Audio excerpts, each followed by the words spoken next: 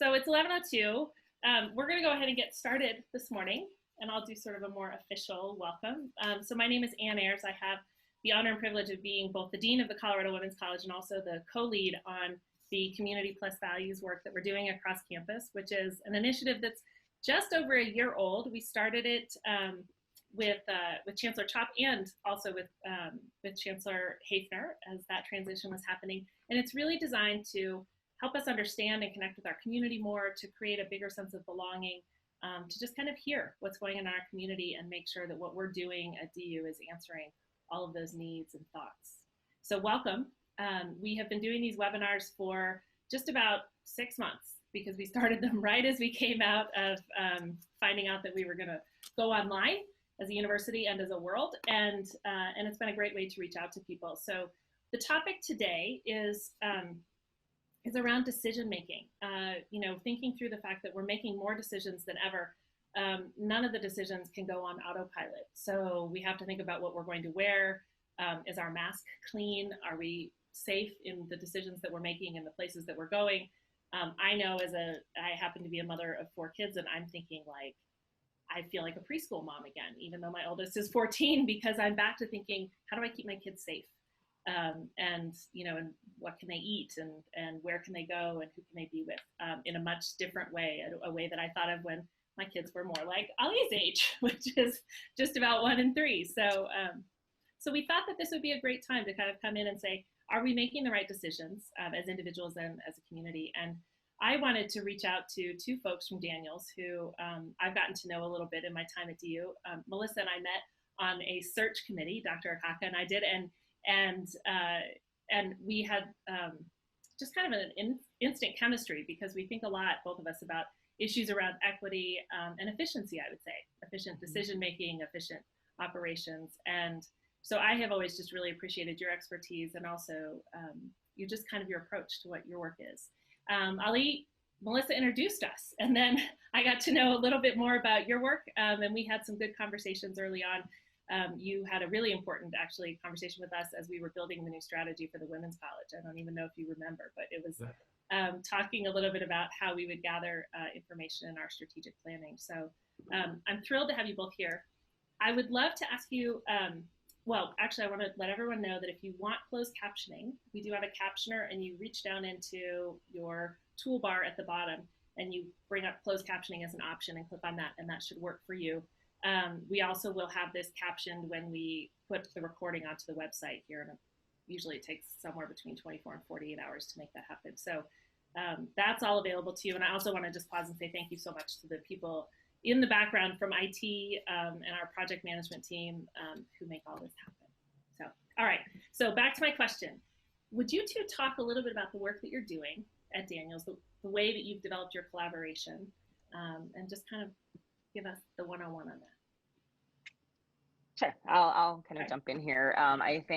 First of all, thank you for having us. I think this is just such an incredible opportunity to talk about something that Ali and I have been talking about a lot since this pandemic started, and the importance of really thinking through how decisions are being made and how they're being made differently now, and being able to connect on a different level and support people as they're going through this process of change. And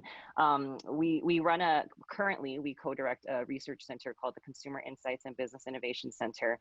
It's sort of an internal startup in Daniels and DU, and we've been working with people internally at Daniels, but all across campus, to think through how can we support consumer insights for all the different projects that are happening. So we've been working with engineers who are working on product development. We've been working with the Graduate School of Psychology, who's working on thinking through how do they provide services in the community, to really provide them with the tools and in some cases, the research power from our students to be able to go out and really collect data to understand what people need, how those needs are changing, and how we can develop solutions to really help them live better lives ultimately.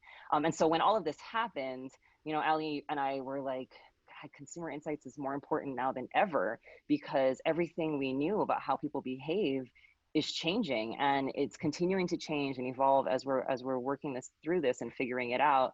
And so being able to have this conversation with you, I think really shed some light on the importance of this topic, and also how we can be more strategic about thinking about it as opposed to reacting to changes that are happening. How can we really be thoughtful about developing a plan and supporting people in their decision-making processes is really what we're trying to figure out right now. So in terms of our background, Ali and I started at the University of Denver together in 2012. We were hired on at the same time as assistant professors. And we really kind of just had a great time figuring out how we could use our very different approaches to very similar research questions and building out. We first started co-teaching a class together, and we were just talking about how much we missed doing that because it was a lot of fun to bring together our different perspectives and skill sets. So I, generally speaking, focus a lot more on kind of sociological aspects of decision making, how consumers behave, and the social structures that guide those behaviors and are impacted by changes in those behaviors. And Ali, and I'll let him talk about his expertise, but he really focuses a lot on how psychological aspects of decision making and how consumers make decisions and when they're rational and irrational at times. And so we just had a lot of fun putting together a course that kind of leveraged both of our interests and our expertise, which then evolved into thinking through how can we scale this, how can we engage the community, other faculty members, how can we create more support for research within our college and within our university in terms of being able to collect data, to analyze data, and then provide an experiential learning opportunity for students who want to move down this pathway into research and consumer insights. And so that's kind of the foundation of our research center. And we've been evolving, working with different corporate partners, working again across campus to support faculty and students who are looking for specific types of research help. And that's kind of where we're at right now. But I want to let Ali talk a little bit about his views on all of this. Sure. Thanks again, and good morning, everyone. I really enjoyed, being here so far, and thanks for the very, very thorough background, Melissa. So I don't have to repeat everything you said. So I really appreciate it. So this center actually started officially last spring, but we have been doing some groundwork in the last 2 or 3 years. But the essence of our mission is the market intelligence and consumer insights should drive most of the decisions, and with respect to the business decisions or individual decisions. So we try to discover and uncover certain behavior that the market shows at the company level and the consumer level, and try to figure out how we could predict or forecast that behavior. So again, it boils down to the consumer insight part and how much we know about individuals or group decision making. And that's why I think our contribution to the community has been great in our view, because this is a missing piece that most of the companies out there and from the agency side and from the corporate side are kind of dismissing this very crucial element in decision making, which is, what do we know about the market? How could we predict the behavior, and what is the new direction? And everything has been, as Melissa said, reactive in the market historically, that, okay, this is my current sales, and people assume that past behavior is indicative of future behavior, or past behaviors translate into the future forecast of any companies or individual. But as we know, people change and behavior also evolve over time. And if we are not proactive about it, if we don't know what should be the roadmap of this journey, we may definitely miss the target on that. And that's the whole mission of our center, working together. And it has been a really fortunate moment for me working with Melissa and a lot of corporate partners that we have had in the last couple of years, because I personally have learned a lot and grown as an individual and as a researcher and consultant. And I think that has been really helpful for me. Thanks for sharing that. I want to ask you to dive in a little bit just as we get started, just because I think the whole point here is that there's a baseline around how people make decisions, and then there's also context that would affect that, right? What just goes into decision making as a process, just kind of very almost generically? Melissa, do you want to give it a start? Sure. So again, as I mentioned, my approach to studying behaviors and consumer behaviors more specifically is really kind of a sociological view. So I am really interested in how our social norms and the common meanings that we share guide the way that we behave and interact with each other, and also ultimately the decisions that we make to live better lives, right? To live better lives for ourselves and for those that we love. So, and the people around us. And I think that we oftentimes focus on these really micro level actions and interactions without seeing the bigger picture of these major shifts in our understandings. So for example, the mask wearing, right? Now this is something that we all have become very, very familiar with. But it turns out it's a pretty contentious behavior, which in some cases we think, oh, it's just wearing a mask, right? We're just trying to be healthy. But in other cases, there are people that have strong beliefs that requiring people to behave in this way is actually limiting our human rights. So it's this one simple act, the decision to wear a mask, actually turns out to be a pretty complex process. And there are a lot of factors that go into that decision, and a lot of factors that need to be weighed out in terms of who am I? How do I want to live my life? What do I value? And those things become clear and become revealed in the actions that we make daily. So it's not so much, oh, I'm doing this because it's going to logically, right, this rational thinking that it's going to protect me and the people that I interact with. But in some cases, this particular behavior actually creates additional meanings or comes with additional meanings. And we have to understand all of those meanings that are associated with it in order to be able to get people to act in ways that we think is best, or in order to encourage desirable behaviors. So I think there's a sociological component that comes with these, what we view as micro level behaviors, that is really important to consider, especially when major changes and major disruptions are happening. Lee, do you want to add anything? Yeah, so I was thinking at the individual level, also consumers or individuals are changing and evolving during this pandemic. Like think about, like in old days, we used to handshake, we used to hug, and that's how we established trust. And nowadays, obviously, we're banned, or we try to be safe and not doing those kind of practices. And I think that shifts totally how we interact with each other and how we're gonna regain the trust that traditionally used to establish it in a different way. And then also thinking about more about the community nowadays, as opposed to ourselves as much. So it's not like I'm wearing a mask not only for my own safety, but also protecting others.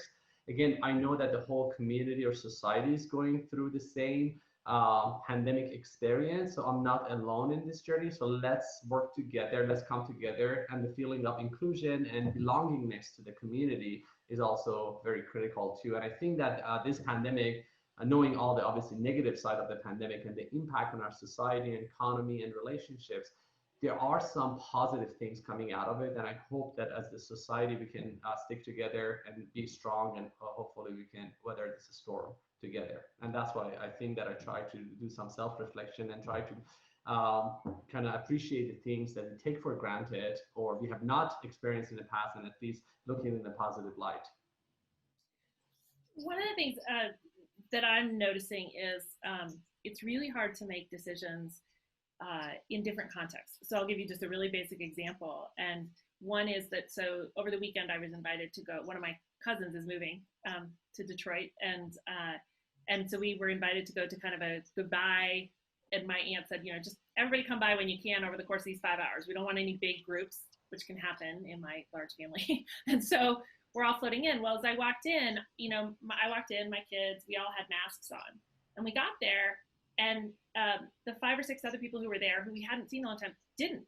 And actually sort of were like, hey, no, it's in family, we can take off the masks. And it was really hard. I like took a step back and I thought, I should just take off the mask. And then I thought, no, I shouldn't. And I thought, yes, I should. Similarly, if I go pick up my kids at school, everyone's wearing a mask. And, and my kids, as they're getting out of the car, I'm like, don't get out of the car without your masks on, and it's, so how do we find ourselves? I feel like there's all kinds of extra pressure, and I'm trying to read each situation. I came home and wrote a list of like what my rules are going to be for me, because I started to find myself being so confused by the norms of the different groups I'm part of. Yeah, I can take a lead on this if it's okay. So that's a great question. And I think Rationally speaking, most people kind of look at the trade-off between the risk and rewards. So what I'm going to get out of not wearing a mask or doing this behavior, and what are the risks associated with it? When obviously we try to deliberately process information and take all the sources of information in and try to make a rational, defendable decision. However, as we know, we are not obviously rational individuals all the time, and there are so many other factors that play into it. So I can kind of go through a list of elements that could kind of misguide our judgments and how on the spot we may react differently in different contexts, as opposed to using our judgment and try to look at everything, every piece of information to make the wise decision. So one obviously is the saliency or availability of information out there. So we try to rely on more accessible, available, and recent news or information to make a judgment. So imagine your family, if you're lucky enough that nobody has been hurt health-wise or financial-wise by this COVID-19 pandemic, you think the probability of this pandemic impact is very minimal because you have not encountered anything in your life so far. So you kind of discount the risk associated with it. So if you go to a party, everyone seems happy, everyone is kind of engaged in a conversation, some people are wearing a mask, some people are not, you read that as a sign that, oh, everyone seems happy, everyone seems connected, why should I be the one to break this norm? So you kind of discount the risk associated with it. The second one that may drive our decision is the notion of status quo. So we are comfortable by not doing anything. So we should be doing actions, but we're so totally comfortable with not doing anything and be in the state of inaction. It's actually very interesting because any behavior change or any behavior per se creates friction, and individuals are trying to avoid any friction. So I'm just too comfortable to do anything, basically. Okay. And you have to break that habit of status quo. Like think about, just Melissa mentioned a very good example on wearing a mask. I think a lot of resistance early on we saw in the society that, it's my individual choice, I have the freedom of choice, and I decide not to wear a mask because, hey, I'm coming from this background, this is my gender, or this is how I process things.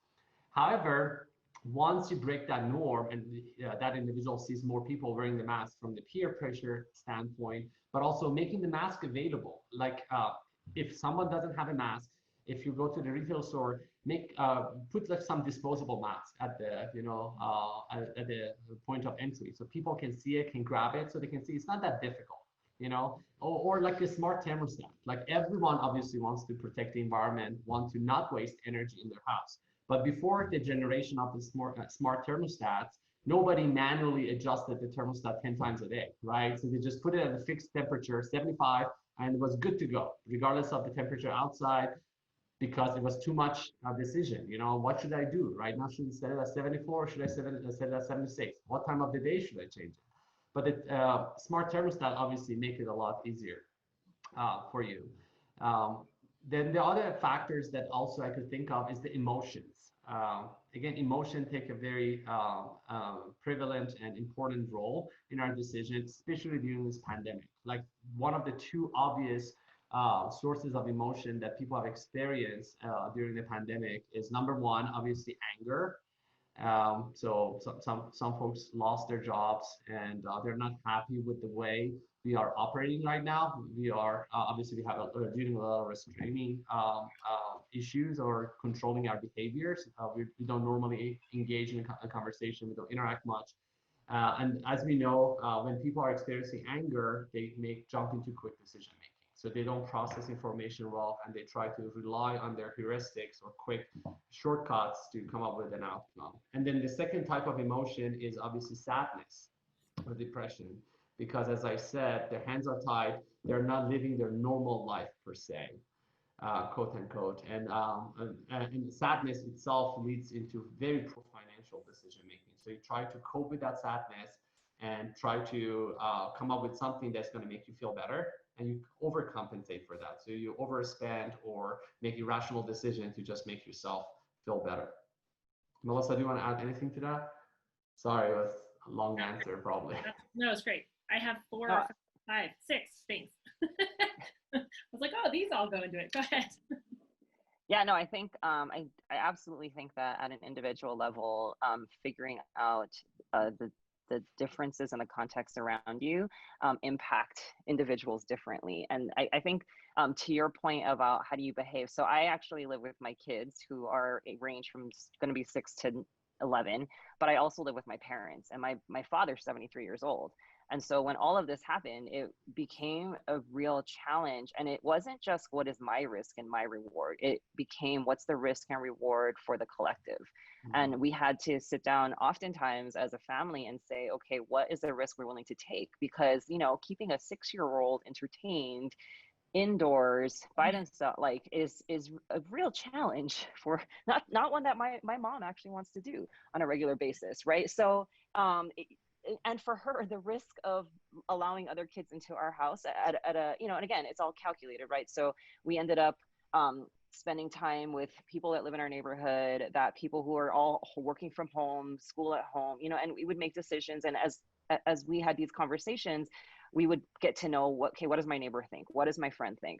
Who can we hang out with? Who can we spend time with? And who thinks like me, so that we can kind of have the same level of risk versus reward that makes sense for us, right? So we're seeing these like social norms, not across the board, but they pop up in little bubbles. And I think because we have been limited in our conversations, I mean, we are getting bombarded with information, to Ali's point, right? The information is coming in not on a daily basis. We're talking like minute by minute basis on what is risky and what is not risky, what is the reward, what is not the reward. And it's up to us to make these decisions. And as an individual, for me to process all the information, it's a lot, right? It's too much. So I have to process it collectively with a group of people that I'm entrusting these decisions to. And I know that this group of people has my best interest, my children's best interest, my parents' best interest, our neighbors' best interest, our community's best interest at heart. And we understand that there are risks involved, but we're willing to take them because the alternative is that we stay at home and don't talk to anyone, and we, you know, raise our children in this little bubble, which have other consequences, right? There are other risks that we're taking at that point. So I think this idea of, I think risk versus reward in terms of rational decision making is absolutely part of the process. I think the more that we spend time with a certain group of people, the more collective these decisions become, and we're forced to make them together. And where the real problems lie is when my collective thinks very differently than your collective, and all of a sudden we need to figure out how we're going to send our kids to universities at the same time. Where does that contradiction allow us to move forward in this place, right? So there needs to be some kind of mechanism for reconciling these very disparate views, so that we can say, okay, for the safety of the community on this, for example, campus, we are going to be willing to engage in these particular behaviors, right? And we understand that doing alternative behaviors increases the risk, not just for me, but for the community that's involved. And so like getting those kinds of messages out there and really highlighting this notion of collective risk versus reward, I think is going to be super important as we start to intersect these smaller niches of groups and these social communities to integrate them into larger ones, as we have to, right? If we're going to continue to progress, if we're going to heal our economy, our healthcare, our education systems, all of these, they require us to work together. And that's going to be the biggest challenge, is getting what have become very, very polarized opinions on very, very, what used to be mundane practices to get us to kind of converge on that front and work together. For sure. I mean, and I think it's really interesting at back to school time, right? Because you have, just by the nature of how much we're all affected by education, whether we're parents or teachers or professors or students, you know, or neighbors or caregivers or whomever, we're shifting our communities right now. And that's been really, I mean, I've noticed it's been really interesting to sort of say, okay, the few families that we've kind of really chosen to socialize with and been really careful about, well, guess what? My oldest is going from 8th to 9th grade. He's going into a high school. And all of a sudden I was like, oh, I don't think you can see your friends who are at other high schools anymore. You know, we have to shift that. And so it's been, and that's part of it, is it just gets exhausting because of exactly what you're talking about, the change, right? Like it's minute by minute and day by day. There are some sources that will say, and you probably have really great statistics on this, but we took a look around, and I think Psychology Today tends to quote often that there are about 35,000 choices that we make at a subconscious and conscious level every day. Talk to us a little bit about how we go through those processes, what drives those decisions, and then also what happens when we get tired, right? Like I know that what I asked for my birthday was to not make a decision for a whole day. Like literally, I was like, could I just not, like, I don't care what we eat, what we wear, where we go, what we listen to, what we watch. Just, I don't want to. So how do you manage that? Yeah, so partly I answer your question early on about obviously the rational perspective is looking at the risk and reward collectively or at the individual level, but also the other sources of cues or shortcuts that people may use to come up with a judgment. But beyond that, as individuals, we have limited cognitive ability. And we can, as Melissa said, when we are overwhelmed with so much information out there, we can't process everything. So in order to manage that, we try to find some certainty in our decision making by, we call it confirmation bias. So we try to side with sources of information that they kind of prove our world of view or perspective or confirm our current standing or thinking. So at least we make our decision a little bit easier. Sometimes it's good because obviously put you in the comfort mode, whereas sometimes could be very detrimental to your judgment. And like think about, like for instance, if you're socializing in a public setting, you go to a public pool, right? So you know historically, and limited research has shown that if you're outside and you do the social distancing practice, the chances that you're going to catch COVID, it's going to be fairly low as long as you follow those guidelines, right? And knowing that the chances are low, let's say 5% chance of catching the virus if you have been exposed for this duration, you always try to side with the confirmation bias. Oh, nothing is going to happen. I'll be careful. I've not seen anyone getting sick. And because the probability of it being very low, obviously you think that, oh, it's the safest thing to do. And so that could be. Well, you just I want to ask you to unpack for everybody confirmation bias, what that is and how that works. Yeah, so people try to stick with a narrow range of information. So as we said, it's like a funnel approach, right? So you get you're bombarded with so much information, but you can't process it. So you kind of cherry pick certain sources of information that kind of confirms your pre-existing knowledge about the phenomena, right? So in that case, you have read news that probably going to public pool is going to be fairly safe because the chances of catching COVID is fairly low. And then you side with the 95% probability of nothing is going to happen versus siding with a 5% chance. And because people surrounding you also may process that way, and we may not know anyone who caught COVID during that process, people say, oh, it's the safest thing to do, right? And that's why it could be dangerous, again, if people use confirmation bias toward everything. The second thing I want to talk about, besides the confirmation bias, is the peer pressure. I mean, we kind of touch on this topic, but it's one of the most influential aspects of behavioral economics or changing behavior is when you follow the wisdom of the crowd. And it could be in a positive or a negative way. So I'm sure all of us, when we used to travel, when we went to the hotel room, we have seen the towel signs in the bathroom of the hotel saying that the majority of the guests who stayed in this hotel room, they decided to reuse the towels. But if you don't want to do it, just drop it on the floor and we're going to replace them with a new one. But let's save the environment. And the study has shown that consistently, once people see these messages, because other people who stayed in the same room did the same behavior, they follow their basically behavior and say, you know what, I'm just going to reuse the towels for the next day or two. Same thing with the pandemic and wearing a mask. Like if you remember, it was an odd case back in January or early February when you saw someone wearing gloves or a mask in public. People say, oh, you're sick. People try to stay away from people who are wearing a mask because they thought that someone has symptoms and they try to obviously predict. Nobody processes the other way around. that they're trying to also protect me. But once it became more commonplace and there was an order to ask people to wear them more publicly or when they go indoor, that became a norm. So if you don't see someone wearing a mask, it's an odd case, right? And you could change actual behavior through the peer pressure. I've seen that in many countries. Like if you go back to the Middle East and Turkey, when seatbelts were not mandatory. So what they did, they created a culture or basically a norm that if you see someone not wearing a seatbelt, just look at that individual. That's it. That's it. If you're wearing a seatbelt and the next driver next to you is not wearing a seatbelt, just stare at the driver.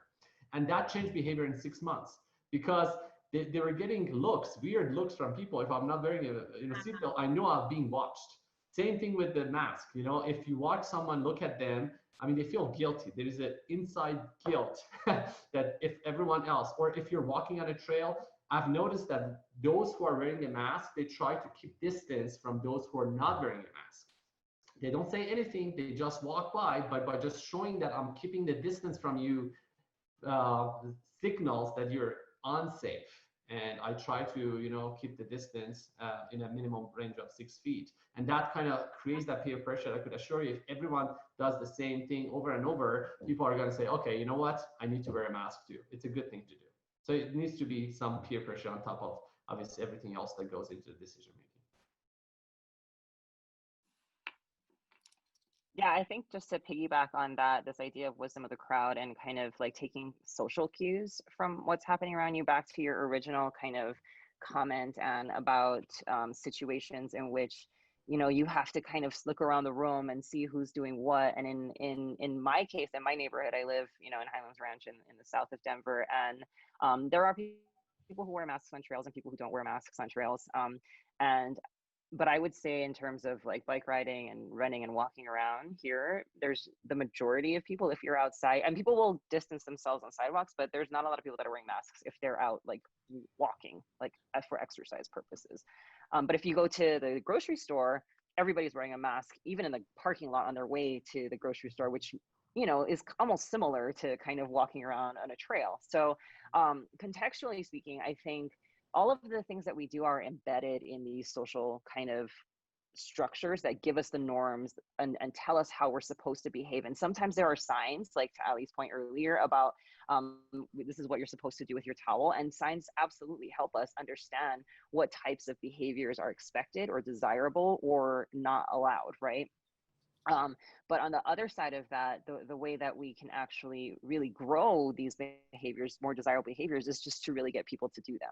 So the big question is not so much what kind of signage do we need, what kind of messaging should we use, but how can we get people to carry these behaviors on a regular basis, and what types of signals allow for that to occur. So eating indoors versus eating outdoors, sitting with people on a park bench versus sitting with somebody outside of a classroom, right? Like the risk of transfer is probably actually pretty similar, but the norms that we create in those social environments might be very different. So really understanding what is it that drives those behaviors, and recognizing again that these behaviors, these what might look like individual decisions that we're making are actually oftentimes triggered because we don't have the time to process information on a situation by situation by situation basis. We rely on these social cues that occur, and we recognize that what I'm doing in my home and the types of behaviors I have in my home when it comes to hygiene and mask wearing and all of those things are different than what I do outdoors when I go to a restaurant and eat with somebody at a restaurant. So I think those are the kinds of those are the things that I think are really interested in understanding. What is it that allows, what kinds of social norms allow for changes in behaviors, and what can we do if we're running a college campus and we want people to behave in a certain way? What are the cues that we can put into place to get people to feel like, if I'm going to be here, this is how I will behave, regardless of how I feel about this particular behavior. If I'm walking in a park, if I'm in this space, this is how I should be behaving, because these are the norms of the people around me, given the context of the situation. So I think these contextual cues are super, super important for helping people to make the right decisions in the right in particular circumstances. Can I add something to that? I think Melissa brought up a very interesting point, and I would like to talk about a little bit about those cues and communication effectiveness during this pandemic. So I was reading news, and Walmart did a really good job with the precise and to-the-point communication to help their staff and employees be healthier. So they came up with a heuristic or shortcut or rule. They call it 6-20-100 rule. So 6 means stay 6 feet away from each other or from the customers. 20 means that 20 seconds of hand washing is a good way to actually remove the virus. And then 100, if your body temperature is more than 100 degrees of Fahrenheit, means that you shouldn't come to work. So that was very, very impactful. And everyone, even on, they post on the website and on the employee handbook, it's everywhere, basically. It has been very, very effective, because people work on that heuristic, the shortcut, right? They're busy, and that's the way to look at it. And also the way we communicate the information is also important, from the positive tone versus negative. So research shows that if you frame a message in a more positive, supportive way by saying, do this kind of things, do keep distance from people, do wash your hands, as opposed to don'ts, and frame it with a negative tone, actually it has been more effective. So positive tone has been shown to be more effective, especially for preventing people from a certain behavior, than framing it as negatively by saying don'ts. Yeah, I think that's sorry, go ahead. I was just I saying, was just going to one of my mom tricks. It's not like, don't step on the couch. It's put your feet on the floor, right? It's totally a mom trick, but go ahead. Exactly. Yeah, no, I totally agree. It's a very difficult trick to actually execute, though, if I'm being honest. I was just going to follow up on that Walmart example is a great one of how what we really need to do is codify the practices and the behaviors that we want people to engage in. So we can say, wear a mask, but like, when do you wear a mask, and why are you wearing a mask, and in what cases can you take off your mask so you can breathe, or if you need to take it off to breathe, what do you do then, right? So like, if we can codify the behaviors really explicitly in a way that Walmart's doing, putting it in their handbooks, I mean, that's like tangibly codifying these particular practices, right? And if we can do the same and like for my kids, when they come home from school, they take a bath, they wash their hands, like these are the kinds of things they do. And if we create these charts with routines and stars, like this is how we codify things in my house right now, it helps them to understand this is what I need to do in order to be recognized for doing good things in this context. And so I think in a lot of ways, if we can think through what does that look like, how can we recognize good behaviors, how do we spell them out for people, that will also help with increasing the ability to spread or to diffuse the behaviors, the desirable behaviors that we want across different contexts, social contexts. Yeah. I want to ask, we had a comment that came in from Gloria, who's joined us today, so thank you. And her comment Hi, Gloria. And your comment is really, I think, important and resonates with me. And really, you're saying that she says, I live with my 86-year-old mom and my husband and some kids who are in their 20s, some adult kids, and that her husband is diabetic. And so the risk-reward decision-making process comes back to the fact that this can be fatal, right? So this really resonates with me. I just think that sometimes if the risk is so high, or if the stakes are so high, then doing that risk-reward analysis feels really meaningless in some ways. So I was wondering if you could kind of comment on that, because I find myself getting caught in that, especially when I'm dealing with somebody where I know that the stakes are really high. Changes the game. Yeah, I mean, I definitely have that same struggle, right? So I live with my parents, and my father has had different health issues, and my kids are kids, and my husband actually has been working in his office since the beginning of all of this. So he works for the government. He's a government contractor, and they have been very careful about, creating kind of like zones for work, and there haven't been any outbreaks where he is, but still all of this is risk. And I think that's part of what we need to do, especially in terms of thinking about the behaviors that we want to spread, those that can mitigate the risk, right? So hand washing, wearing masks, changing your clothes when you get home from work, wiping down surfaces, these kinds of things that may have had we might have actually done these things in the past take on different meanings when we're talking about trying to save someone's life, right? I mean, we could think about driving a car, riding a car on the road. There's always the risk that we might not survive each ride on the road, right? But we mitigate that risk by wearing seatbelts, by following speed limits, by maybe making sure you know where you're going before you get there, which is something that I have to work on. But like, these are things that like we can do to mitigate the risk of getting to an accident, traveling at certain times of day, certain distances. Again, like, it's not just a one or done or all or nothing kind of a risk versus reward, right? There are things that we can do. And again, back to this, can we create safer environments? Wouldn't it be so cool if we could create a university environment that is able to mitigate this risk of the spread of this virus? Like, if we could get everybody on board and participate with that, we would be much more likely to be successful as that, right? And then we could, if we can get everybody to engage in these healthier practices, the problem is that we can't rely on that. We cannot, it's hard for us to go to a grocery store and rely on the people that are putting our fruits and vegetables out there, that they're taking the same practices that we would be taking should we be in their shoes. And so I think that it's definitely not a black and white. There's a lot of gray areas in between, and it's maybe putting yourselves in situations. So my parents, they grocery shop online now, right? And this has helped to mitigate some of that risk. I mean, I hate to say it, but Amazon has been like my go-to for everything for the last 6 months, right? So like, it really is about how can we not just say, okay, we're either going to completely like cut ourselves off so that we can make sure that we survive this, but we all want to live our lives out, and we still want to be able to enjoy the lives that we're living. And so we have to figure out how to do it in a safer way, I think. Yeah. We have another, oh, go ahead. Ali, you're on mute. Oh, I don't know if you heard me. Sorry. So okay. I would like to answer. Melissa provided a really good answer, and I agree with 100%. Agree with what she said. But also, I would like to give you a perspective over risk versus threat. As human beings, we are not wired to process risk. Risk does not mean anything to us. It's just a probability. And obviously, we are learned over time in our lives to deal with certain things. Things happen, events happen, and there's behavior that we observe. Risk is a very unknown, like a black box that we are not known how to deal with it.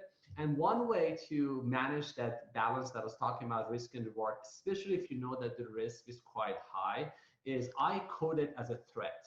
Threat is something that has happened or will happen, and it's 100% sure it's out there. So like, we are, based on our DNAs and historically, we are wired to process threat and mitigate it, but we don't know how to handle risk. So if you know that there's high risk or high stake at certain decision making, code it as a threat. If you want to avoid it, just instead of saying there's a 30% chance that I'm going to get sick if I do this, they say that definitely I'm going to get sick if I do this.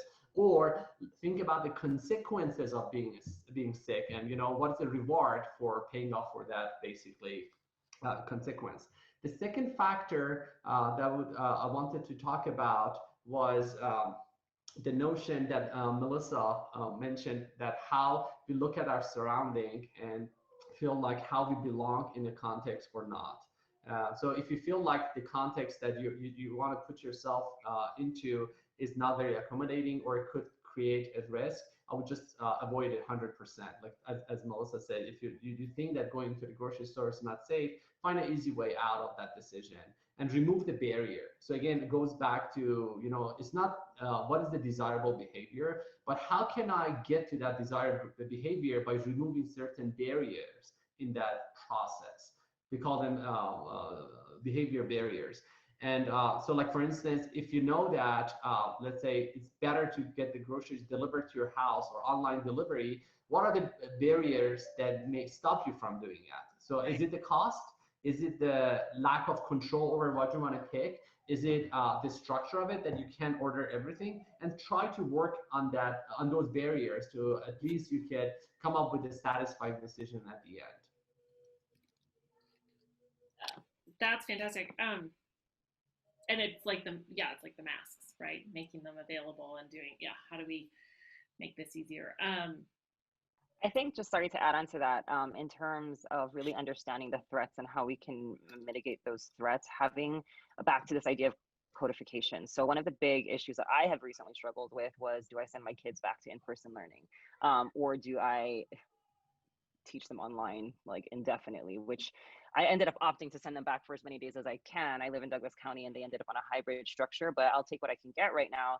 But it came down to the communication of the schools to the parents as to how they were going to deal with COVID protocols and processes for the students and for the teachers in the classroom, in these buildings, in these enclosed buildings while they're in person. And because they were able to articulate in a way that helped us to feel safer, and in some ways, I think going above and beyond with the cohorts and I mean, my kids ran 10 laps in the gym with their masks on the other day. I was a little, I'm not sure that was the best approach to it, but like that they're training these kids that this is how you interact in these social environments. You have to be respectful of, the needs of others around you. And so like, I think that is part of the process. And if these organizations, all of these organizations, restaurants, grocery stores, the post office, can communicate and get their customers or their employees to participate in these practices and can communicate that they are being effectively maintained, people will feel better about engaging with these companies and with these businesses and organizations, like education. I mean, transparency and clarity is so helpful. Dil Khan has asked us a question that I think takes us into sort of a second part of this, because we've focused a lot on what kinds of decisions we're making that are related to COVID and new behaviors. But she's also asking, there are a lot of new COVID cases from different universities around the nation, most recently from the University of Alabama.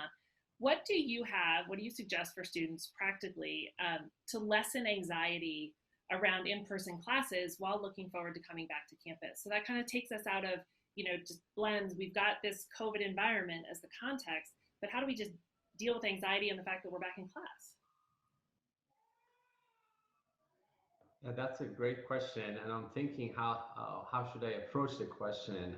So I would say there needs to be an education piece around how to come back to campus, and again, creating a sense of community that we are in this together, and one mistake would result in a huge damage. It's like making a hole in a boat that there have a lot of people, passengers on a boat, can end up making the boat sink.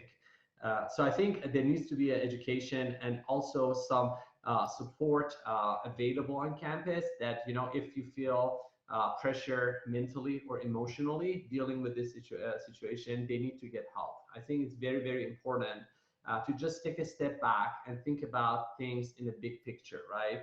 And also take a perspective of an outsider. I think someone who is objective and less biased and say, hey, look, I'm going back to campus. Can you help me put all these pieces together? There's a chance, there's a virus out there, there's no doubt about it. You're dealing with a different segment of the population who are young, energetic, and healthy, and they want to socialize. That's their need, right? But what would you do if you were in this context? And I think that person, like, we usually trust our friends and family members and some other sources. And I think it would be very good and eye-opening if you sit down with them and give you a perspective. Like, if you don't follow these social group norms or rules, you're going to get hurt. And it's not only you, the whole community is going to suffer. So I think that's one approach. The other approach is, what is the opposite of it? So yes, we know there's a risk out there. We know that this will be the impact of it, but what's the alternative route? The alternative route is you do not go to campus. You may actually put your education on hold for a year, and or you may want to be online and take virtual classes. And what are the pros and cons to that? And I think what really helps if you could outline or write down your thoughts. Okay, here's my immediate reaction to this topic, and here are the outcomes of that decision, and here's the alternative route with the outsider perspective, and here are the outcomes of that decision. And then you kind of weigh them. What are the pros and cons? And at the end of the day, it's not one single decision. As we know, we are in the context of making multiple decisions at a time. And I think that would be very good to think about, okay, what this particular decision leads to what other decision, or how many simultaneous decisions I'm going to make. It's not just the campus, it's also living outside of the campus or on campus. It's also going to the restaurants and spending time with my friends, group project, how I'm going to visit my family, grandparents, so on and so forth. I think it needs to be a very thorough analysis of the pros and cons of the existing decision versus an alternative decision, and then put all those pieces together to come up with a better outcome at the end of the day. That's great. I want to kind of keep us moving through some. We have a few questions that are coming in, and so I want to make sure that we can get to all of them. So I may just kind of I'm going to throw out the question. You pick which one of you, since you know each other well, can answer it, and then we'll kind of move. So Melanie Stafford has asked, is it possible that young people can assess the risk differently because they may not have experienced as many direct threats in their lives yet as people who have had a few more years on them? I mean, I certainly think we've been seeing that all over, and I think part of the big challenge is that these students got shut down, you know, towards the end of their year. They've been missing out on their friends, especially those that are graduating from high school and coming into their freshman year of college. Parents don't want their kids to start their freshman year of college online. The freshmen certainly don't want to do that, right? So they have all of these desires to be social and interactive and engage and have this experience that they were supposed to have, right? The experience that they were looking forward to their whole last year or whatever. And I think part of the challenge is that may override their recognition of the threats, right? Because certainly, even though they're young, they have parents, they have grandparents, they know people who are susceptible to this. There are young people who have different types of immune issues and things. So it's in some cases, I could see how they might feel invincible, but if they were put in a situation where they were made more aware of their actual repercussions of their actions, I think that they would at least consider them, right? So while the threats may not be directly to them because they might not have as severe consequences, they certainly are threats to people that they know and care about around them. And I think just making them aware of that. And I was thinking back to just kind of to touch bases back and in relation to this on Ali's point earlier, like in terms of being able to really deal with this and on a place like a college campus, which is clearly a huge issue right now. I think the idea of community involvement is so important, and being able to be empathetic for those other stakeholders around, the faculty, the staff, people who might not be 20 years old and in great shape, you know, like being considerate of them and realizing that like, we want to be a vibrant community and we want to thrive for a long time. And if we want to be sustainable, we have to think about sustainable practices. So building those in and just not so much throwing this information at this younger population, but back to the earlier point about, can we give them positive behaviors that they can engage in that can help meet their social needs while also being able to physically distance and to create a safer environment for people? So can we say, you know, you absolutely should go see your friends, make sure you sit 6 feet apart from each other, you know, definitely spend time in this outdoor area that we've created just for you for this particular purpose, so that you can have these experiences when you come back to campus. So I think that there's a lot of things that can be done in terms of just helping students to be more aware of the people around them and the needs of the people around them, and helping them be a little bit more empathetic about that. And then also to give them opportunities to be able to socially engage in safe and healthy ways. I love that, and it aligns with what you've been saying about, you know, giving people cues, being transparent, using good, solid, consistent communication. Can I add quickly a quick thought to that? So research shows that actually, if you break down an end goal to sub goals, people are more successful achieving the goal. Or if you break down the big decision into small decisions, you can make it more manageable. I think for young people, as all of us know, they have not enough experience, and again, they're going back to the confirmation bias, because they think they're healthy, because they see their friends healthy and active. They want obviously follow their rules. But if you break down the decision into, it's not all about, if I tell you you need to lose 40 pounds, everyone freaks out. But if I tell you start eating healthy, start working out, and cut your calories over time, then that feels attainable. So for young people, my suggestion would be, instead of telling them that, you know, start socializing people, stop going to the classes, you're not allowed to go to, let's say, restaurants, or you can't do this, you can't do that. Let's break down the entire outcome or decision that we have in mind into a smaller decision. Why don't you actually wash your hands 3 times a day? Why don't you only pick one night to go out with your friends? What if actually do you group work online instead of meeting in person? What if you want to see your friends, go to a park instead of going indoor to their apartment? So on and so forth. I think one thing that, again, as a community, we are committed to is the end goal. But again, make it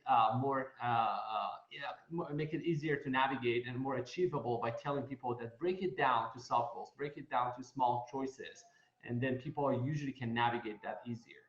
Yeah. All right, I'm going to throw in one last question. Ali, I think you've alluded to a decision-making matrix that says, let's look at what path A and path B and look at the cost-benefit analysis on either of those and kind of make your decision that way. And then also what you were just talking about in terms of breaking down the decision. So with those 2 things in mind, can you add anything that answers this question? Catherine says, I'm concerned that my daughter might come down with COVID and I'm wondering how to handle the decision about what to do if she does. We live close to DU. It sounds like her daughter is a DU student. I feel like I'd be abandoning her if I let her ride it out there, but I worry about bringing her home because of the rest of the family has risk factors. So. Oh, that's obviously that's a very sensitive topic and personal matter. But again, if it was me, if she was my daughter, the way I would have looked at it, again, I would have looked at it from the reward and risk perspective. So the reward of having her back at home is obviously the family reunion, spending more time, more valuable time with her. But the risk of it, as she admitted to it, that there's a chance of catching COVID and going down with the virus or symptoms. And again, it depends on the family situation. It depends on the strength of ties between the family members. Someone says that, I'm very close to my daughter, that I would definitely take the risk of having her back and living with us, versus someone says that, we're in good terms, but the tie is not very strong. I can live without her for the next 6 months to make sure that, my family, my immediate family, like my husband, my parents are safe. Again, it goes back to the strength of ties and also the family situation. But again, if you want to make rational decision, you have to put all these pieces together, break down the consequences into what is the threat out there, what are the small decisions we can make, and are they good or bad, and then let someone else to look at it too, because sometimes we just try to quickly jump into a conclusion, and it's really good to have someone else to look at it and then write down our immediate reaction. Like my immediate reaction of fear would be not very pleasant. But if I write it down and then put it aside and revisit it after 2 days, I was like, okay, was it a good choice or not? I think that would also help too, to give you a perspective of writing down your thoughts and creating a list of pros and cons, and then look at it, keep yourself away from it and revisit that list in a day or 2 and say, do I still hold the same opinion about the situation, or am I being emotional in this case, or am I being sensitive about this? Yeah.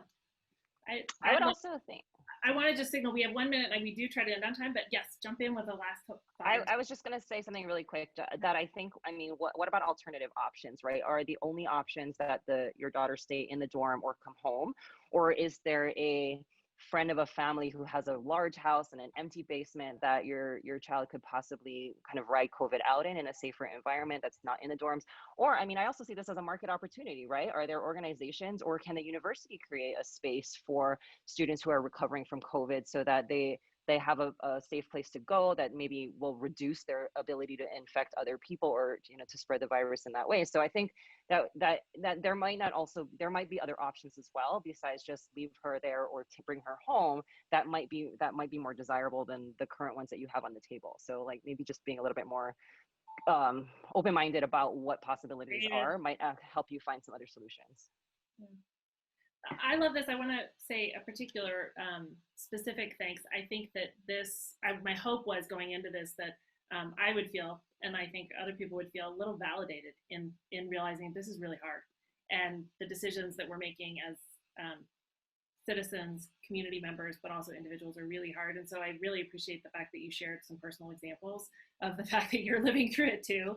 And then also, and this is what I know of you both, in the little bit that I know you both, is that you're really pragmatic. And that is really, really helpful in a situation like this to kind of break down. So I think we've gotten some terrific advice. And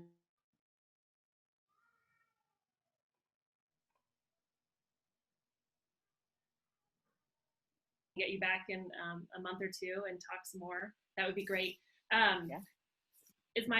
I'm saying my internet connection is unstable. Am I all right? Yeah, you cut out for a second there, but you're back in. It's fun to hear it. So, but I just want to say, anyway, so thank you so much. And then we are going to have, in 2 weeks from today, Dr. Steven Ginsberg is going to join us. He's a DU graduate, graduated from the Graduate School for Professional Psychology, and he's going to be talking about teen anxiety. So he's a psychologist that works a lot with young kids, and how do you manage that as a kid, but also as a parent, as a supporter, as a professor. So I hope you'll be able to join us. I'll be here. Great. On the set, he's fantastic. Tween anxiety all day. All day long, me too. So I hope that you'll be able to join us in 2 weeks. So on Thursday the 17th at 11 o'clock again. Ali and Melissa, you're just great. Thanks for being at DU. Thanks for having us. This has been a lot of fun. Thanks for the opportunity. Yeah. It was great. All right, take care. All right, take care. Bye.